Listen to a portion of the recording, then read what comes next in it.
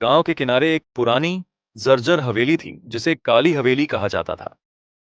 वहां जाने की हिम्मत किसी में नहीं थी। कहते थे कि उस हवेली में एक समय जमींदार परिवार रहता था, लेकिन उनकी रहस्यमय मौतों के बाद हवेली वीरान हो गई। रात के समय गांव वाले अक्सर हवेली से आने वाली चीखें और रोने की आवाजें सुनते। वहां दिखने वाली काली परछाइयां लोगों को डराती थीं। एक दिन तीन दोस्तों अजय, राहुल और सीमा ने तय किया कि वे हवेली के रहस्य का पता लगाएंगे। रात के वक्त तीनों ने मशालें लेकर हवेली में प्रवेश किया। हवेली में घुसते ही उन्हें ठंड महसूस हुई। दीवारों पर खून के धब्बे थे और फर्श पर जंग खाए चाकू पड़े थे। अचानक हवेली के दरवाजे जोर से बंद हो गए। सीढ़ियों पर एक सफेद साड़ी पहने और बाल बिखेरे हुए एक औरत खड़ी थी। उसकी आंखें लाल और भयावह थीं।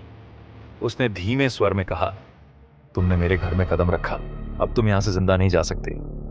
अजय ने हिम्मत कर उससे सवाल किया, तुम कौन हो और यहां क्या हो रहा है?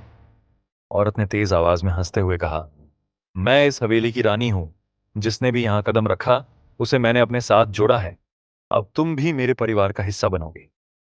इसके बाद हवेली की दीवारों से खून बहने लगा। राहुल चीखते हुए भागने की कोशिश करने लगा, लेकिन फर्श से हाथ बाहर आकर उसे पकड़ने लगे।